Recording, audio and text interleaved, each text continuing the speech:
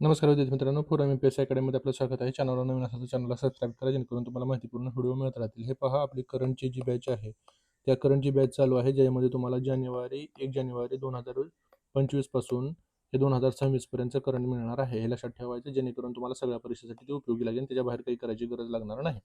आता बघा काय होतंय. 86 68 65 34 79 या नंबरला कॉल करून किंवा टेक्स्ट मेसेज करून तुम्हाला पुढची प्रोसेस करता येईल. बघा, आपण काय करतो, बऱ्याच जणांचे कॉलेज होते की आम्ही ग्रुप सीचा अभ्यास करावा की नाही मेन्ससाठी. तर बघा, आधी जागा किती होत्या, 938 होत्या. 938 वरून जागा किती झाल्या, 1741 जागा झालेल्या आहेत. म्हणजे जवळजवळ डबल झालेल्या आहेत. जवळजवळ म्हणतोय मी, आता ते ॲक्युरेटच्या नादात लागू नका तुम्ही. तर ह्या जागा आहेत ना, इंटू 12 करा किंवा ते 18 पर्यंत जातं नंतर रेशो केल्यानंतर, जे की कास्टचे वगैरे विद्यार्थी घेतल्यानंतर. तर ह्यामध्ये तुम्ही काय लक्षात ठेवायचं, बघा तुम्हाला ग्रुप बीचा कट ऑफ आहे. बरेचसे विद्यार्थी किंवा बरेचसे सगळे लोक 55+ सांगत होते आणि कट ऑफ किती लागला, 51.25 लागला. हे लक्षात ठेवा. मग ह्या विद्यार्थ्यांनी अभ्यासच केलेला नसतो, ह्यांची फक्त वारी होते. हे लक्षात ठेवा. कोण बरोबर कोण चूक या फंदात न पडता हे लक्षात ठेवायचं. काय आहे बघा, एक्झामच्या डेट लक्षात ठेवायचे आहेत तुम्ही आता, की कधी कधी एक्झाम आहेत बघा. जर तुम्ही विचार केला तर ही 17 मेला पेपर आहेत ग्रुप बीचा मेन्सचा. आता जो मेन्स आहे ग्रुप सीचा किती आहे, 7 जूनला आहे, लक्षात ठेवायचं. आणि कंबाईनची मेन्स कधी आहे, ही कंबाईनची मेन्स झाली. आणि प्रिलिम्स कधी आहे, 26ची. ह्याच्यामध्ये लक्षात ठेवा तुम्ही, कंबाईनची जी प्रिलिम्स आहे ते 7 जून मध्ये ही प्रिलिम्स झाल्यानंतर लगेच 14 जूनला बीची प्रिलिम्स आहे. हे लक्षात ठेवा. म्हणजे कंबाईन बी आणि सीचा सिलेबस सेम आहे, सेम विद्यार्थी असतात. बरं, जवळजवळ ज्यांना ग्रुप बीची पोस्ट मिळालेली नाही आहे ते सगळे विद्यार्थी ग्रुप सीला पण असतील. जुलैला पेपर होणार आहे ना आपला, तर त्यामध्ये हे लक्षात ठेवायचं. 12 जुलैला आपला पेपर आहे, तर ह्या 12 जुलैच्या डेटला ते पण असतील. म्हणजे तुम्हाला सांगायचं आहे की एकच विद्यार्थी सगळीकडे राहणार आहेत, ज्यांच्याकडे पोस्ट नाही ते सर्व विद्यार्थी ती पेपर देतात. हे लक्षात ठेवा.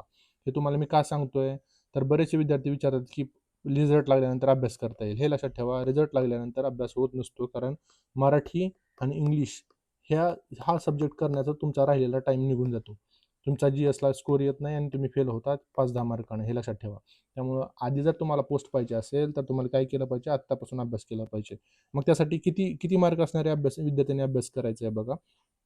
तर 1741 म्हणजे 1741 जर पोस्ट विचार केला, जर ह्याच्यामध्ये बघा 47+ ज्यांना मार्क आहे त्यांनी बिनधास्त अभ्यास करायचा आहे. तुमचा काहीही तोटा होणार नाही.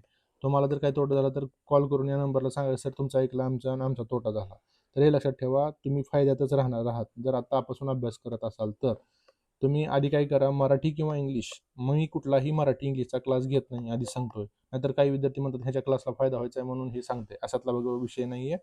मराठी किंवा इंग्लिश यातल्यामध्ये 8-10 ते 10 दिवसामध्ये एक सब्जेक्ट कंप्लीट करून घ्या. आणि GSचा आहे असा पोर्शन बघा, तुम्हाला एकदा सांगून देतो की GSचं तर तुम्ही कसं आहे, सेकंड पेपर कसा आहे. तर ह्याच्यामध्ये बघा, तुम्ही जर विचार केला, जुन्या विद्यार्थ्यांना ते माहिती असतं, जो तुम्ही प्रिलिम्सला पेपर दिलेला आहे तो कंबाईनला सेकंड पेपर आहे.